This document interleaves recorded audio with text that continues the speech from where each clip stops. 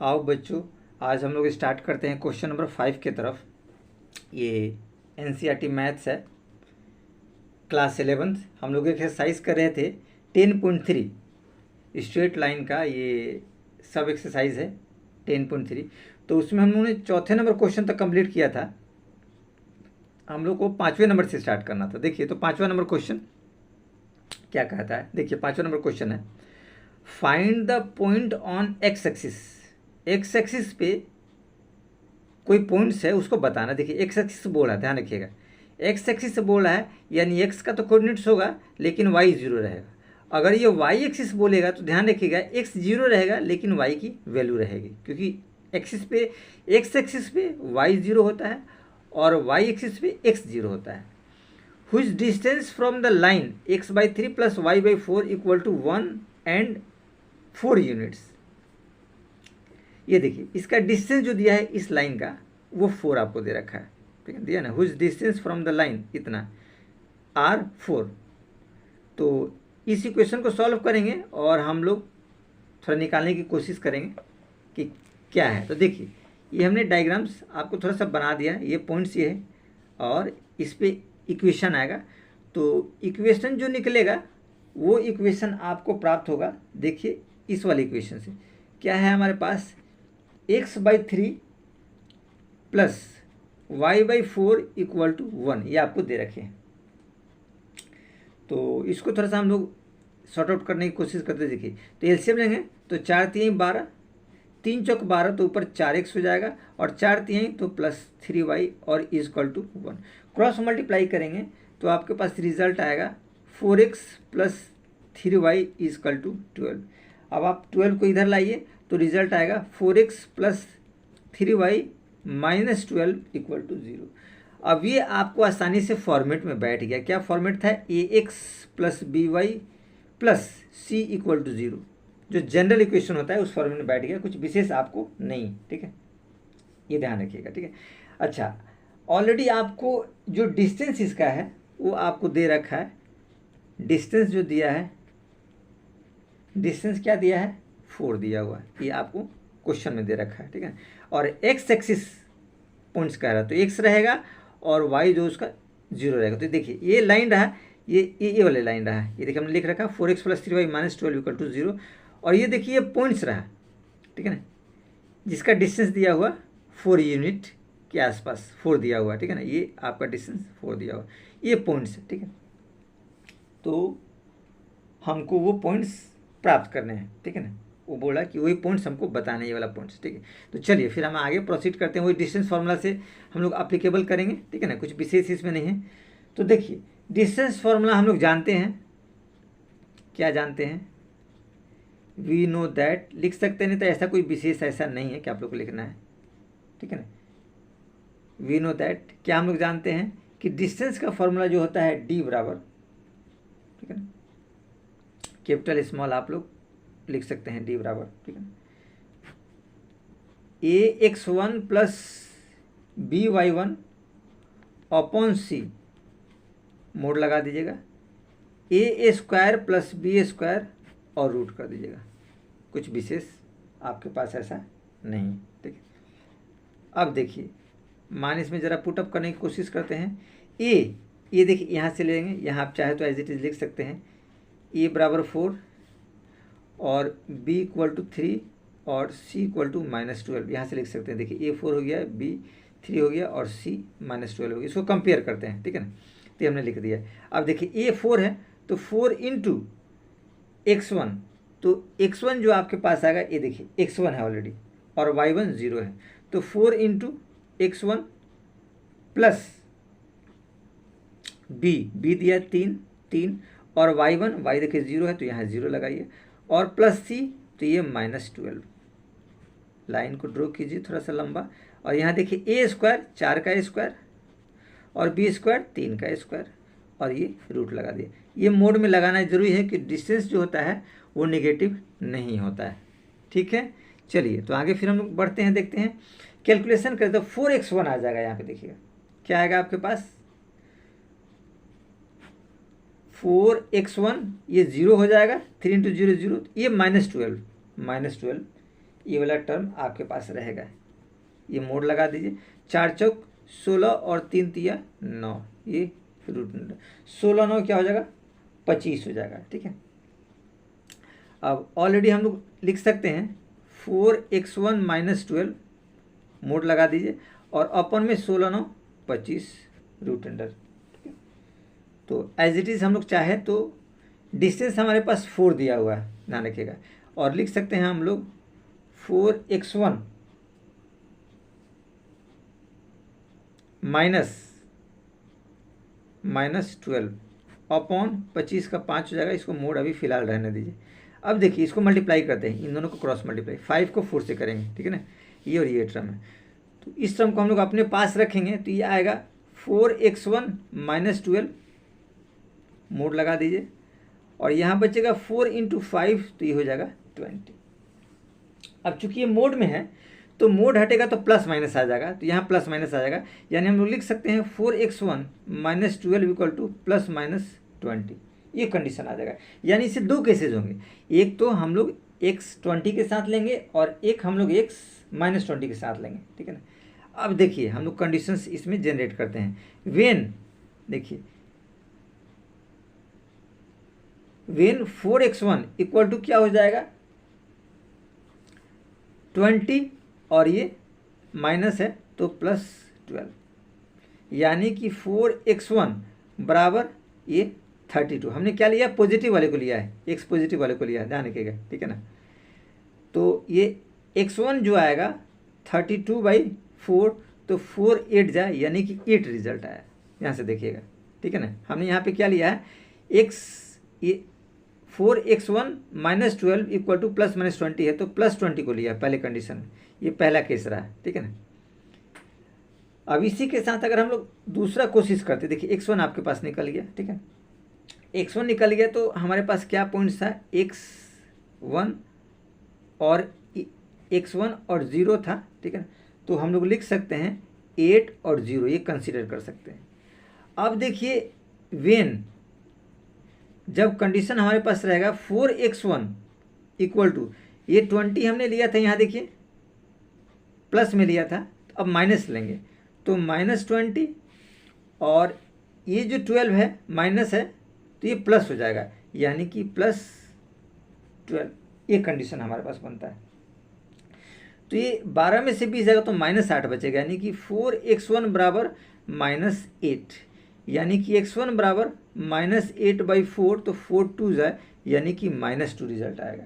ठीक है, जब -2 आया तो इसके पॉइंट्स जो हो जाएंगे आपके पास -2 0, ये पॉइंट्स हमारे पास आएंगे -2 0, क्योंकि x और 0 था। ठीक है ना, x एक्सिस बताना तो x वाला ये पॉइंट्स निकला और y तो 0 है, तो एक पॉइंट्स ये निकले हमारे और दूसरा पॉइंट्स आपको 8 0 ये निकला। तो इस तरीके से दोनों पॉइंट्स हम लोगों ने यहाँ पता कर लिए, जो कुछ विशेष ऐसा नहीं था कि प्रॉब्लम आप लोग को क्रिएट करे। चलिए तो अगला क्वेश्चन में हम लोग बढ़ते हैं, देखते हैं ये क्वेश्चन नंबर 6 क्या कह रहा है। ये भी बहुत आसानी है, इसे हम लोग कर सकते हैं, कुछ विशेष इसमें ऐसा नहीं है। थोड़ा सा क्वेश्चन हम लोग पढ़ते हैं। देखिए 6 नंबर क्वेश्चन कहता है find the distance between parallel lines. ठीक है ना, ये दो पैरेलल लाइन आपको दिए हुए हैं, उसका डिस्टेंस आपको बताना है। ठीक है ना, इसमें दो केसेस यहाँ दे रखे हैं और देखते हैं आगे भी कुछ केसेस दिए हैं क्या, नहीं बस 2 ही क्वेश्चन इसमें दिया है। ठीक है, 2 क्वेश्चन दिए हो तो पैरेलल लाइन का डिस्टेंस लगाना, तो इसमें डिस्टेंस बताने कुछ विशेष नहीं है, आपको वो फॉर्मूला पुट कर देना है। ठीक है, तो इसमें जो दे रखे हैं पहले सम्स उनको हम लोग सॉर्ट आउट कर लेते हैं। तो देखिए 6 नंबर में आपको दे रखा है। ठीक है ना, find the distance between parallel line. ठीक है ना, पहला कंडीशन में आपको दिया है 15x + 8y - 34 = 0 और दूसरा दिया 15x + 8y + 31 = 0। ये कंडीशंस आपको दे रखे, देखिए ये सवाल आपको दे दिया है। ठीक है, अब देखिए पैरेलल लाइन कैसे होता है, इसको थोड़ा सा देखिए, थोड़ा सा डायग्राम से, तो आपको ज़्यादा क्लियरफाई नज़र आएगा। अगर हम हल्का सा डायग्राम बनाने की कोशिश करें तो देखिए ये पैरेलल लाइन दे दिया है। ठीक है ना, ये हो गया इनका डिस्टेंस। ठीक है ना, ये डिस्टेंस हो गया। ठीक है ना, और ये परपेंडिकुलर होता है, ध्यान रखिएगा। ठीक है ना, ये 90 के दोनों पैरेलल है, तो दोनों के अलग इक्वेशन है, एक इसका इक्वेशन है, इसका इक्वेशन है। ठीक है ना, दोनों के अलग अलग इक्वेशन दिए हैं, ठीक है ना। अब इसके इक्वेशन का अगर फॉर्मेट हम लोग कहें, ठीक है ना, तो इसका इक्वेशन होगा आपको A X plus B Y plus C one equal to 0, और इसके इक्वेशन की बात करें तो A X B Y plus C two equal to 0। नहीं क्या C1 C2 अलग अलग होता है, ये दोनों सेम होते हैं। पैरेलल में क्या होता है, ये दोनों टर्म सेम होते हैं, एक्स और वाई वाले टर्म सेम होते हैं। C1 C2 डिफरेंट रहता है, ये आप लोग को ध्यान रखना है। ये छोटा छोटा सा ट्रिक वगैरह होता है, ठीक है। अगर ये दोनों भी सेम रहेंगे तो फिर पैरेलल नहीं कहलाएगा, वो सेम कहलाएगा, ठीक है ना। उसको पैरेलल नहीं कहेंगे, उसको सेम लाइन कहेंगे। ध्यान रखिए, दोनों फिर सेम लाइन हो जाए। इसे C1 C2 ये जो कांस्टेंट टर्म है हमने उसको अलग अलग माना है, C1 और C2। यहाँ भी देखिए अलग अलग दे रखे हैं, 34 और 31 दे रखे हैं, ठीक है। तो इसमें कुछ विशेष इसमें ऐसा नहीं है, ठीक है। तो हम लोग थोड़ा सा कंसिडर इसमें करते हैं, इसका नेमिंग में इसको थोड़ा आइडेंटिफाई कर लेते हैं। देखिए ए कहलाएगा ये 15, तो ए आपके पास क्या दिया है 15, बी आपके पास क्या दिया है 8, और C1 आपके पास दिया है -34, और C2 की बारी है वो दिया 31, ठीक है ना। A1 AX BY C1 AX BY C2, देखो C1 C2 ये अलग है, C1 34 और C2 31, ये आ गया। अब डिस्टेंस का फॉर्मूला हम लोग जानते हैं। डिस्टेंस का फॉर्मूला क्या होता है, दो पैरेलल लाइन के लिए C1 माइनस C2 अपॉन, ये मोड के अंदर आएगा √A² प्लस B², ये फॉर्मूला होता है, हम लोग अच्छी तरह से जानते हैं। अब देखिए C1 C2, तो C1 क्या आ जाएगा -34, तो -34 और -C1 तो -31, लाइन खींचिए और ये मोड आप लगा दीजिए। मोड लगाना बहुत जरूरी, ध्यान रखिएगा। आप लोग मोड से हटेंगे आपका सॉर्ट आउट करने में थोड़ा प्रॉब्लम है, गलत हो जाएगा, ध्यान रखिएगा। A1 A का स्क्वायर B का स्क्वायर, देखिए A कितना आ जाएगा 15, तो A आपका 15 का स्क्वायर और B हो जाएगा 8, तो 8 का स्क्वायर कर दीजिए आप एज इट इज़, बहुत आसानी से। कुछ विशेष इसमें ऐसा नहीं है कि आपको प्रॉब्लम क्रिएट करेगा, ठीक है। देखिए तो आपके पास D क्या निकलेगा, देखिए 34 और 31 65, तो आपके पास -65 मोड में, ये देखिए 225 और प्लस 64 यानी 65, तो ये 65 आ जाएगा, क्योंकि प्लस माइनस प्लस में होता है रिजल्ट, क्योंकि मोड के अंदर है। ये देखो 225 और 64 ये 289 हो जाएगा, तो 289 जो होगा वो 17 से बाहर निकल जाएगा, क्योंकि 17 × 70 289। तो ये आपका यूनिट्स आप चाहें तो लगा सकते हैं डिस्टेंस में। तो ये पहला नंबर जो क्वेश्चन था वो हम लोगों ने कंप्लीट किया, कुछ विशेष इसमें नहीं दिया हुआ था।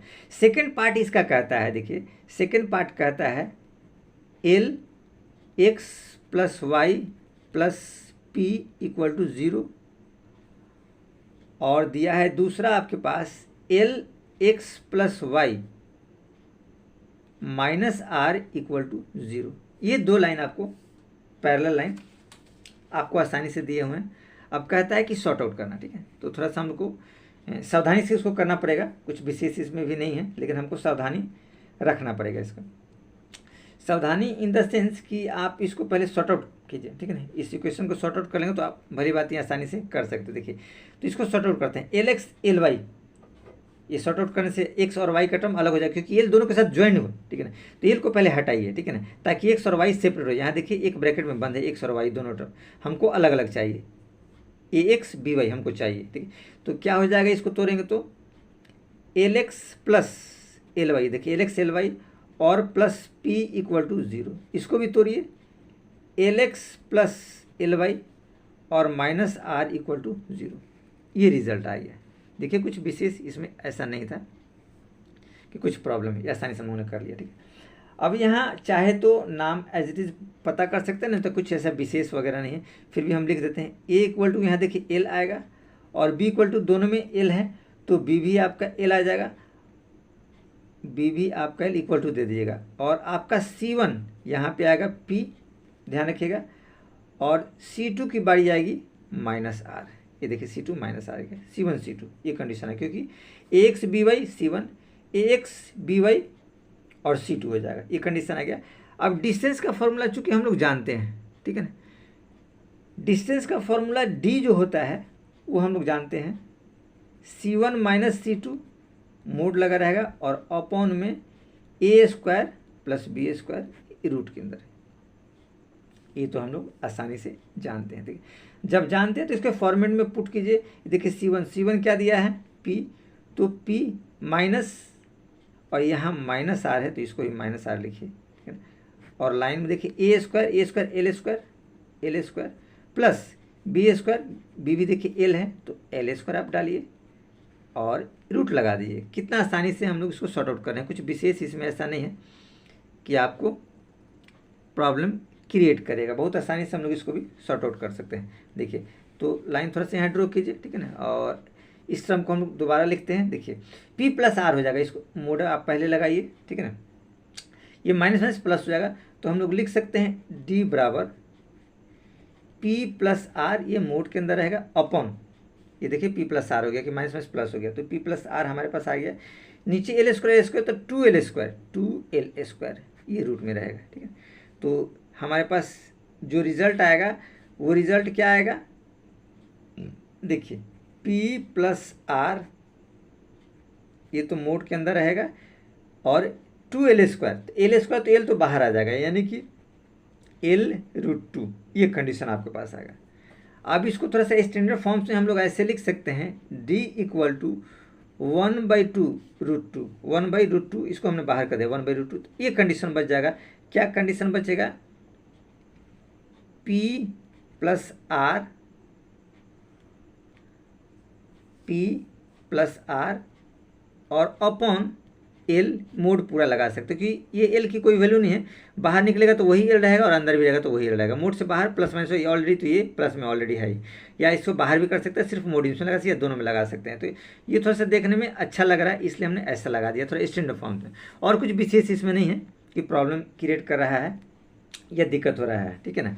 तो अपने हिसाब से हम समझते हैं कि सवाल में कहाँ प्लस माइनस लगाना है, कैसे लगाना है, तो आप लोग के लिए थोड़ा सा बेहतर और अच्छा रहता है। तो चलिए हम लोग चलते हैं, इसके नेक्स्ट क्वेश्चन है वो क्वेश्चन नंबर 7 की तरफ, ठीक है ना। और देखते हैं कि 7 नंबर क्वेश्चन क्या कह रहा है। तो 7 नंबर क्वेश्चन भी कुछ विशेष ऐसा नहीं है, बहुत आसानी से इसको किया जा सकता है। 7 नंबर क्वेश्चन देखिए, 7 नंबर क्वेश्चन हमारे पास कहता है,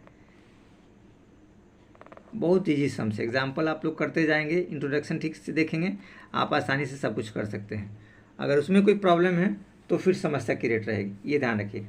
कहता है find equation of a line parallel to the line 3x - 4y + 2 = 0 and passing through the points. इतना देखिए, find the equation of a line, एक लाइन का इक्वेशन आपको बताना है, ठीक है ना, पैरेलल टू द, जो इस लाइन के पैरेलल है, and passing through the points, ये और इस पॉइंट से पास करता है, ठीक है।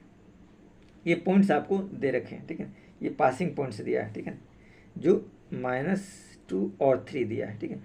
तो हम लोग थोड़ा सा चलते हैं इसके डायग्राम के तरफ, तो आपको ज़्यादा क्लियरफाई होगा, नहीं तो ऐसे तो कुछ पता चलेगा नहीं क्या है। देखिए थोड़ा सा अगर हम लोग इसको डायग्राम बनाने की कोशिश करते हैं तो ये आपका है आंसर 7, तो यहाँ पहले लिख दीजिए आंसर नंबर 7, ठीक है। देखिए 2 पैरेलल लाइन बोलता है, ठीक है, तो एज इट इज़ हम लोग पैरेलल दे सकते हैं। जैसे हमने देखिए ये पैरेलल लाइन हमने ड्रॉ कर दिया, ये देखिए ये बीच का डिस्टेंस हो गया, ठीक है ना, ये परपेंडिकुलर होता है, ये आप लोग ध्यान रखिएगा, ये पैरेलल लाइन आएगा, ठीक है। तो अगर इस पैरेलल लाइन को हम लोग इक्वेशन लिखे, जनरल इक्वेशन जो होता है ax + by + c1 = 0, और जब इसकी बारी आती है इस वाली लाइन के लिए, ये इस लाइन का हमने लिखा है, ध्यान रखिएगा, इसका होगा आपका ax + by + c2 = 0। देखिए ये c1 और c2 यही डिफरेंस रहता है और कुछ विशेष नहीं रहता है, ध्यान रखिए, ठीक है। ये दोनों टर्म कांस्टेंट होते हैं, ए बी और ए बी, ये ध्यान रखना है, ठीक है ना, कांस्टेंट टर्म होता है, ठीक है। ये दोनों जो है ए और बी, ये दोनों फिक्स रहते हैं। ये कांस्टेंट टर्म जो c1 c2 है ये थोड़ा डिफरेंट रहता है, ये हम लोग को ध्यान रखना है, ठीक है ना, जब पहले वाली बात बताती है तो।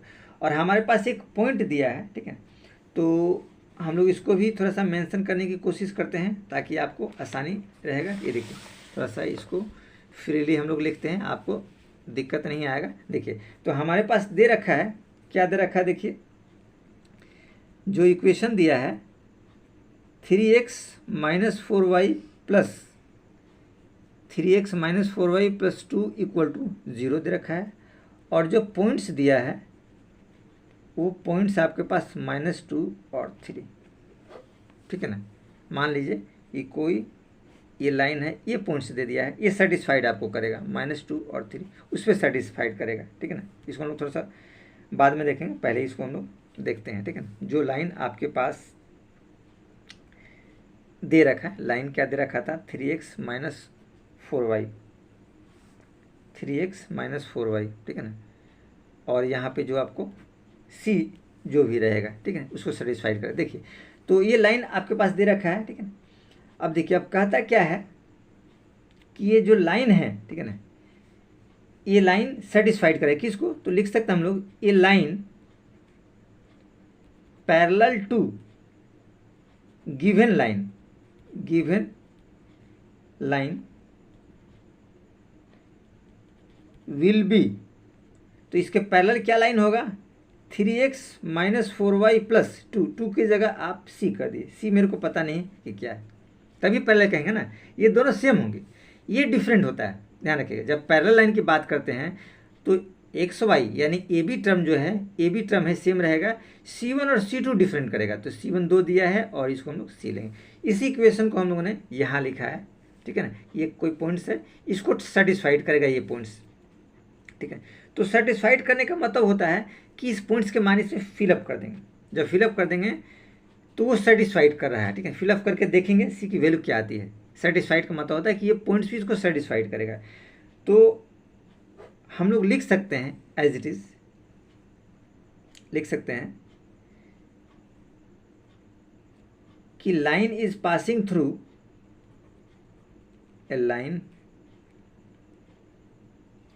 is passing through the point, कौन सा पॉइंट, यही वाला पॉइंट्स -2 3, इस पॉइंट से लाइन पास कर सेटिस्फाइड जब कर रहा है तो आप इक्वेशन लिख लीजिए 3x - 4y + c = 0। अब ये पॉइंट्स है x, ये देखिए ये x कहलाएगा, ये y कहलाएगा, ध्यान रखें। तो इसके मान आप इसमें पुटअप कर दीजिए, 3 × -2 x वाला पार्ट -4 × y 3 है तो 4 × 3 और = c 0 + c = 0। 3 2 = 6 -6 क्योंकि -2 है और 4 3 12 -12 और +c = 0। ये देखिए -18 + c = 0, ये कंडीशन आपके पास है। यानी कि हम लोग लिख सकते हैं c बराबर, ये देखो -18 है तो इधर आएगा तो +18 हो जाएगा, यानी कि c आपको a मिला। c हमारे पास क्या मिला, 18 मिला। जब c 18 मिला तो रिक्वायर्ड इक्वेशन आप लोग लिख सकते हैं, ठीक है ना। वही हम लोग को इक्वेशन प्राप्त करना था, तो हमारे पास इक्वेशन क्या बनेगा, इक्वेशन था पर 3x - 4y + c = 0। यानी हम लोग कह सकते हैं कि 3x - 4y + 18 = 0, क्योंकि c का वैल्यू 18 हमारे पास आ गया। तो यही रिक्वायर्ड इक्वेशन हम लोग को बताना था, जो हम लोगों ने आसानी से प्राप्त कर लिया। तो इसमें भी कुछ विशेष ऐसा नहीं था कि आप लोग को प्रॉब्लम क्रिएट कर, ये भी हम लोगों ने बहुत आसानी से सॉल्व कर लिया।